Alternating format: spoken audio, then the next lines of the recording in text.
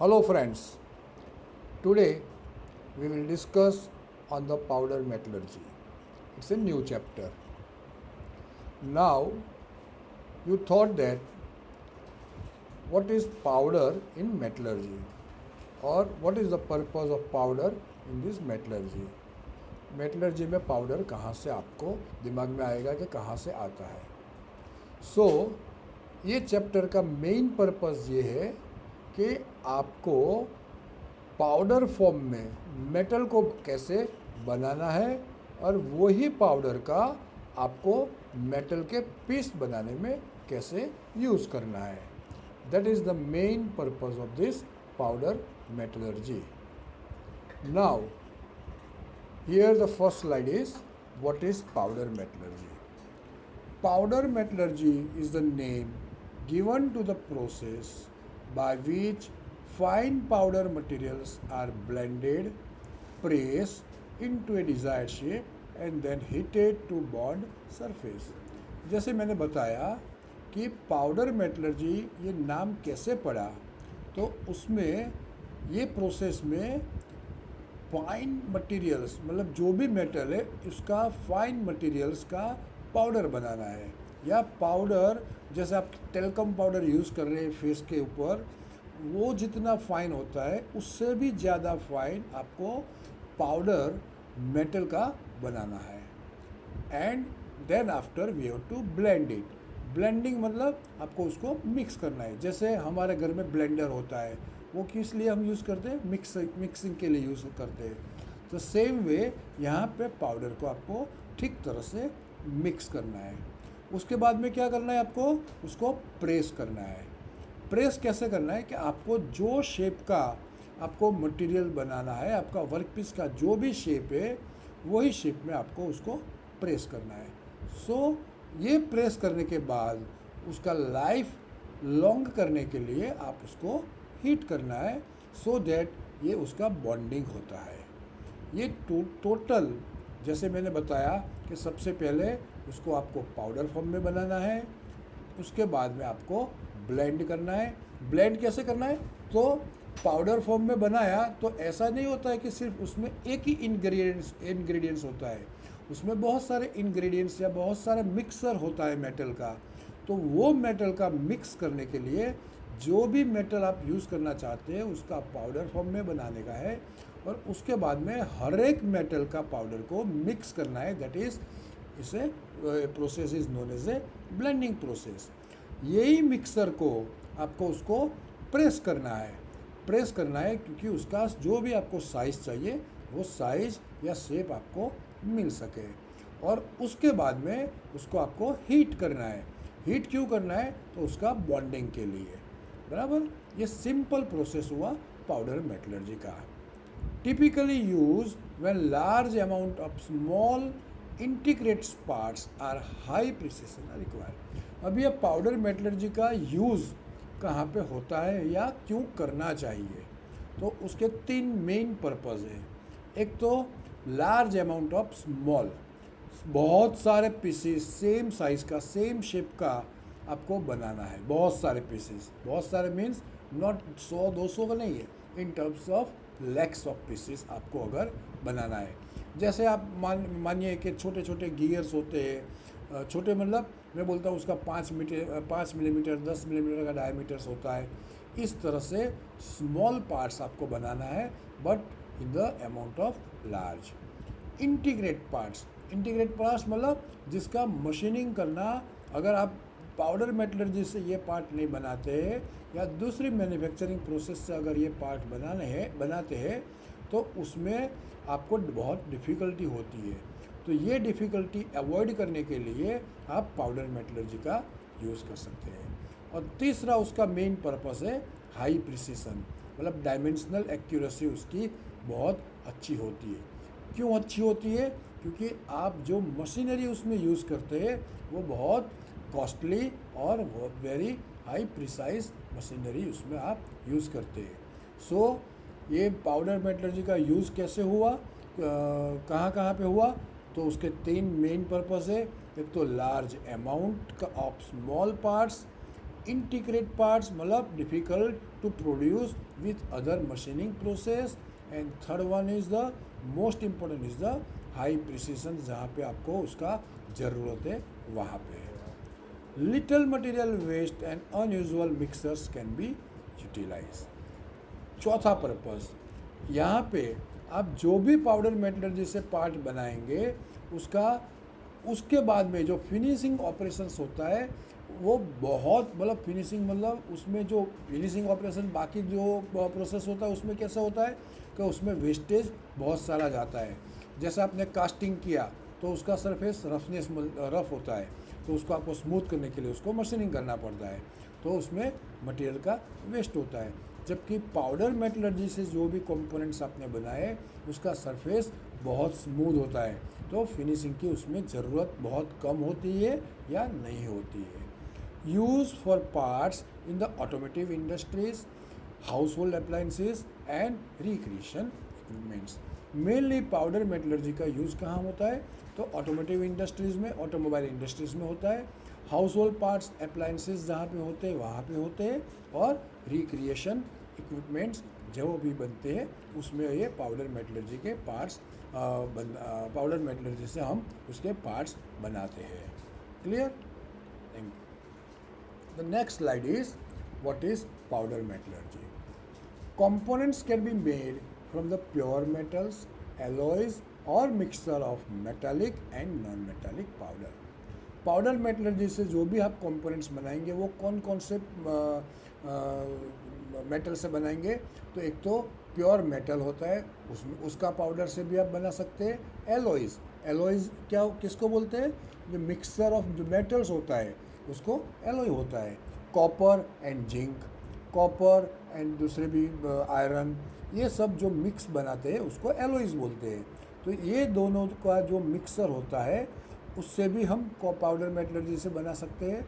और मेटल और non metallic ये दो भी मिक्स करके, दो मिक्स करते हैं मतलब दोनों का पाउडर मिक्स करके हम कंपोनेंट्स बना सकते हैं।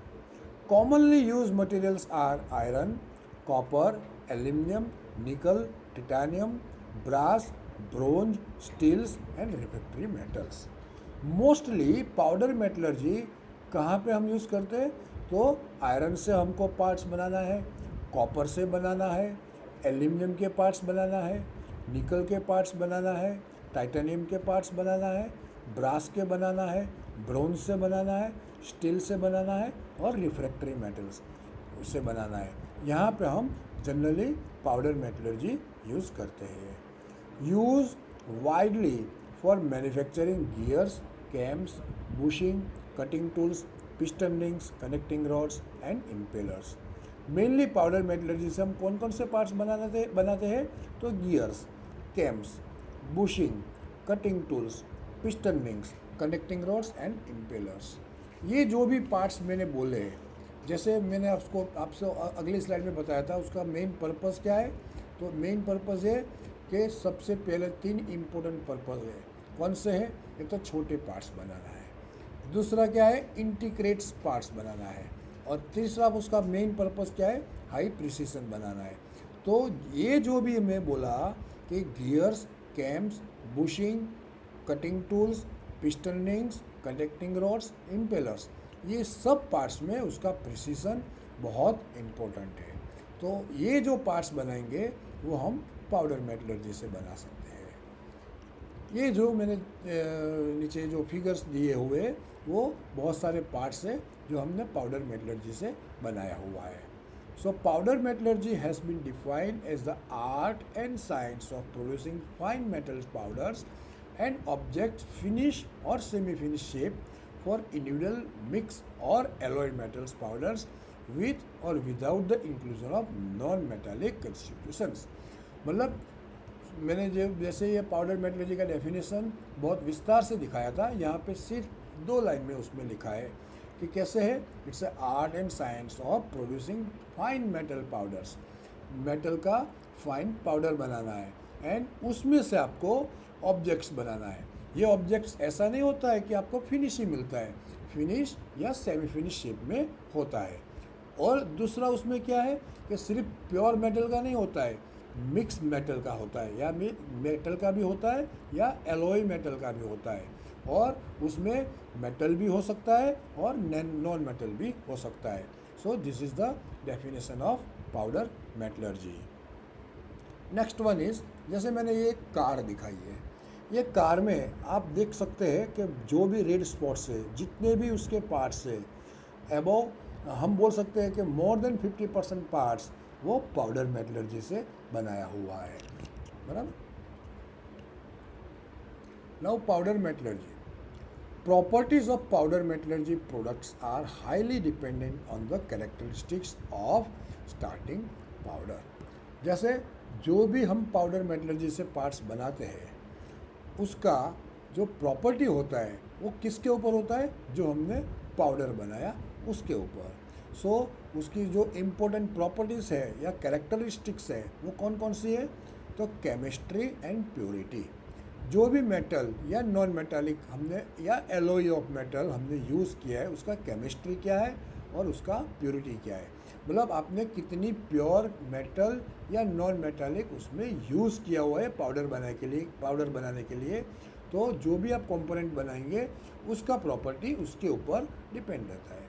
पार्टिकल साइज, मतलब आपने जो पाउडर बनाया है वो कौन सी ग्रेन साइज़ का बनाया है, वो उसके ऊपर भी उसका इम्पैक्ट उसके ऊपर भी जो भी कंपोनेंट बनाया उसकी प्रॉपर्टी में उसका इम्पैक्ट आता है. साइज डिस्ट्रीब्यूशन, जैसे मैंने पार्टिकल साइज बोला, तो पार्टिकल साइज बनाने के बाद आप उसमें से छन्नी करेंगे तो उसमें से कौन सी आपने साइज उसमें ली हुई है.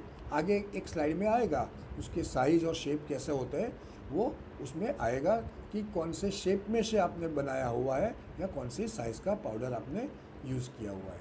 सरफेस टेक्सचर, मतलब आपने उसका फिनिश कैसा लिया हुआ है उसके ऊपर भी उसका प्रॉपर्टीज़ डिपेंड रहता है. Useful in producing pre alloy powder. ये पाउडर मेटलर्जी होता है, उसका प्री एलॉइंग पाउडर्स होता है, वो बनाने के लिए यूज़फुल होता है. And each powder particles can have the desired alloy composition. जो भी पाउडर पार्टिकल्स लिया हुआ है वो उसका एलॉय का कंपोजिशन में उसका इम्पोर्टेंस होता है. Next one is the basic process of powder manufacturing. Powder metallurgy में पाउडर बनाएंगे तो उसका बेसिक प्रोसेस क्या है? उसका 4 बेसिक स्टेप है. सबसे पहला पाउडर मैन्युफैक्चरिंग, मतलब पाउडर आपको बनाना है. Second one is the mixing और ब्लेंडिंग. आपको उसको मिक्स करना है या उसको हम टेक्निकल वर्ड में ब्लेंडिंग बोलेंगे. Third one is the compacting, मतलब उसको आपको कॉम्पैक्ट करना है. जैसे मान लो कोई पाउडर है तो आप पाउडर जैसे आपने कोई कागज़ के ऊपर स्प्रेड करके रखा है तो वो ये एकदम खुला रहेगा. वही पाउडर को अगर आपको छोटे से वेसल में आप भरेंगे तो जो उसका शेप आएगा दैट इज़ वो वेसल का शेप आएगा. जैसे पानी है तो पानी आपने ड्रेन कर दिया तो उसको मतलब जो रोड पे या आपके घर पे अगर पानी गिरता है तो जो फ्लोर है उसका शेप में होता है. वही पानी आप अगर ग्लास में भरेंगे तो उसका शेप कौन सा होता है? ग्लास वाला होता है. Fourth one is the sintering, मतलब उसको आपको सिंटर करना पड़ेगा. सिंटर मतलब उसको आपको हीट करके कूल करने का है. वो हम अभी ये चारों जो स्टेप है वो हम डिटेल में देखेंगे. नंबर 1, ये जो भी 4 जो स्टेप है वो मैंने ये दिखाया हुआ है. एक तो पाउडर मैन्युफैक्चरिंग बनाना है, जो कैसे बनाना है वो भी हम डिटेल में देखेंगे. मिक्सिंग और ब्लेंडिंग करना है, वो कैसे करना है. कॉम्पैक्ट कैसे करना है. सिंटरिंग करना है. सिंटरिंग के बाद में भी अगर आप हॉट सिंटरिंग करते हैं या कोल्ड सिंटरिंग करते हैं तो कोल्ड सिंटरिंग करते हैं तो उसके बाद में कॉम्पैक्शन की ज़रूरत नहीं पड़ती है. लेकिन हॉट सिंटरिंग करते हैं तो उसके बाद में आपको कॉम्पैक्ट करना पड़ता है और उसके बाद में फिनिशिंग ऑपरेशंस करने का होता है. ये मैंने चार्ट फॉर्म में दिखाया है कि एलिमेंटल ऑफ और alloy metal powders and additives, lubricants और बाइंडर्स. मतलब सबसे पहला जो होता है जो उसमें आपको पाउडर बनाना है तो पाउडर के अंदर आपको उसमें एडिटिव्स भी डालना होता है. सेकंड प्रोसेस है ब्लेंडिंग या मिक्सिंग. थर्ड प्रोसेस है compaction. Fourth is sintering, ordinary optional secondary manufacturing या optional secondary finishing and finishing. ये उसका चार्ट फॉर्म में मैंने दिखाया हुआ है। ये भी एक चार्ट है। मेटल पाउडर, पाउडर के बाद में होता है दैट इज़ पर्पल कलर में मैंने ब्लेंडिंग दिखाया हुआ है। ब्लेंडिंग के बाद में कॉम्पैक्शन होता है। जैसे मैंने बताया कि कोल्ड कॉम्पैक्शन के बाद सिंटरिंग होता है, हॉट कॉम्पैक्शन के बाद सिंटरिंग नहीं होता है, बराबर, और उसके बाद में फिनिशिंग आता है। नाउ जो भी पहला प्रोसेस है दैट इज़ पाउडर मैन्युफैक्चरिंग में कॉम्पैक्शन।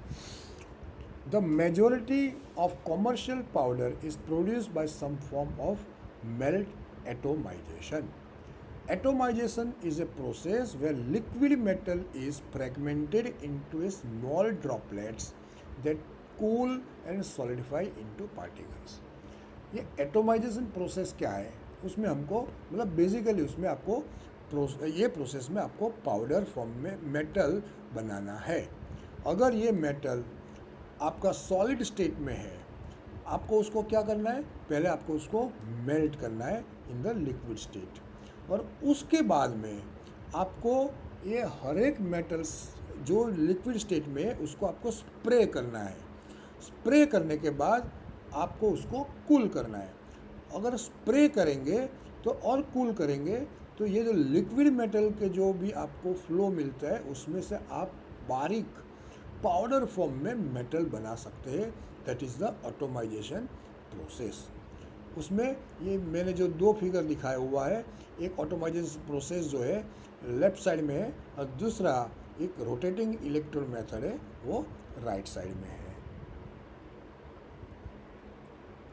ये हम डिटेल में उसका स्टडी करेंगे। Atomisation, the molten metal is directed through an orifice and as it emerges, a high pressure stream of gas or liquid impinges on it, causing it to atomize into a fine particles. जैसे मैंने बताया कि molten metal को आपको orifice या nozzle में से spray करना है और उसके बाद में आपको उसको कूल करना है। ये मैंने नोजल का क्रॉस सेक्शन भी दिखाया हुआ है जिसमें से स्प्रे होता है, बराबर। ये उसका एक कलेक्शन नीचे जो दिखाया है वो पाउडर का कलेक्शन का सेंटर दिखाया हुआ है। और frequently an inert gas is employ in order to improve the purity of the powder. ये जो इनर्ट गैस है उसका पर्पस क्या है, आपको जो भी पाउडर बनता है उसका आपको ज़्यादा प्योर बनाना है। That is the purpose of the inert gas. Atomisation is use mostly for low melting point metals such as copper, zinc, lead, aluminum and iron. ये जो प्रोसेस है वो मेनली किस लिए यूज़ होता है कि जिसका मेल्टिंग पॉइंट थोड़ा नीचे है। जैसे आयरन और कॉपर की बात करें तो या स्टेनलेस स्टील या कॉपर की बात करें तो स्टेनलेस स्टील का मेल्टिंग पॉइंट करीबन 1300 के ऊपर है, जबकि कॉपर का उससे बहुत सारा नीचे है। Same way zinc, lead and aluminium का बहुत नीचे है। सो ये जो एटोमाइजेशन का प्रोसेस है वो जनरली हम यूज़ करते हैं ये जिसका मेल्टिंग पॉइंट थोड़ा कम होता है। ये जो एटोमाइजेशन का मैंने जो प्रोसेस दिखाया हुआ है उसमें दो है, एक तो हॉरिजॉन्टल प्रोसेस भी है और दूसरा वर्टिकल गैस ऑटोमाइजेशन प्रोसेस भी है।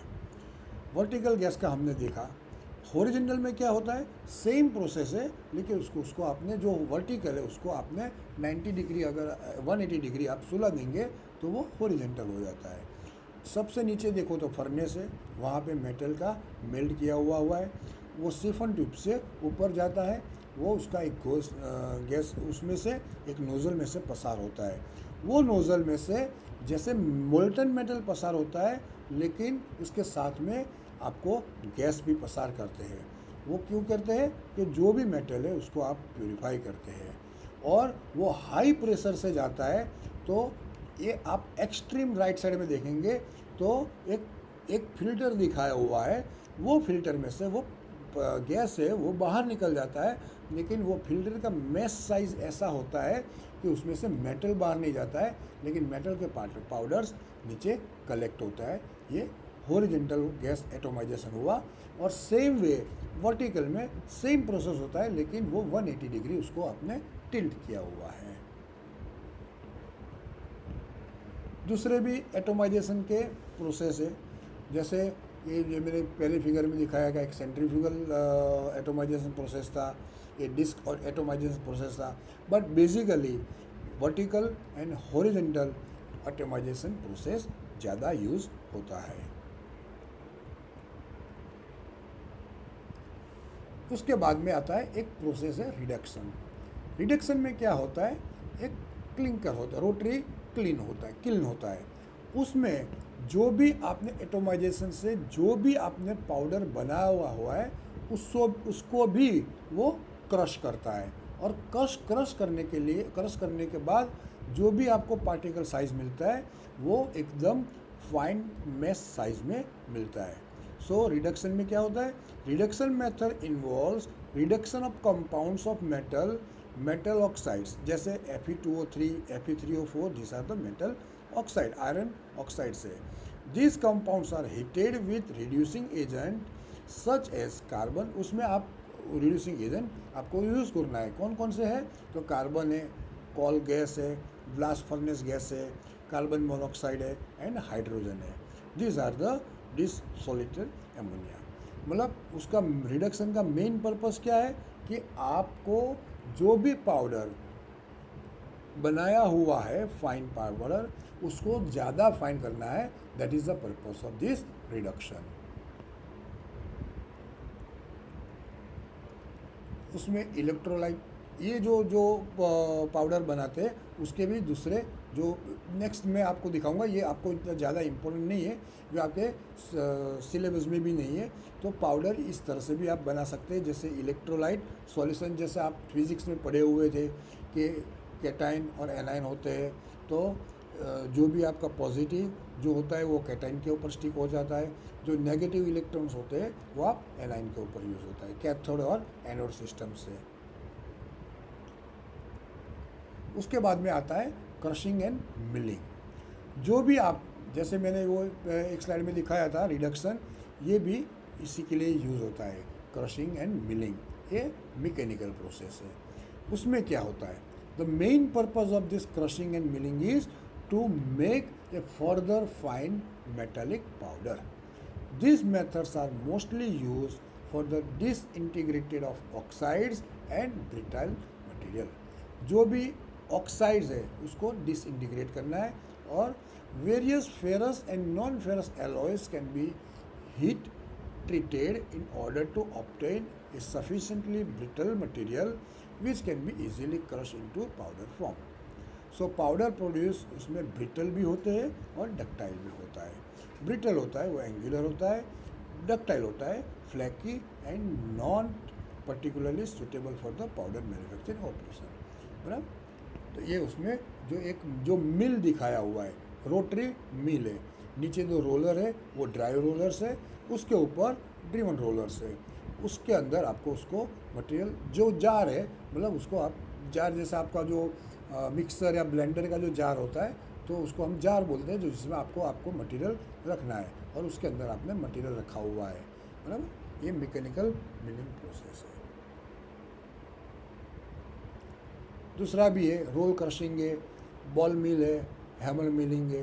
रोल क्रशिंग में क्या होता है, जो भी आप पाउडर बनाते हैं वो दो रोलर के बीच में से आप उसमें से पसार करते हैं, तो वो उसमें से जितना भी दो रोलर के बीच में गैप है वो साइज़ का आपको पाउडर मिलता है।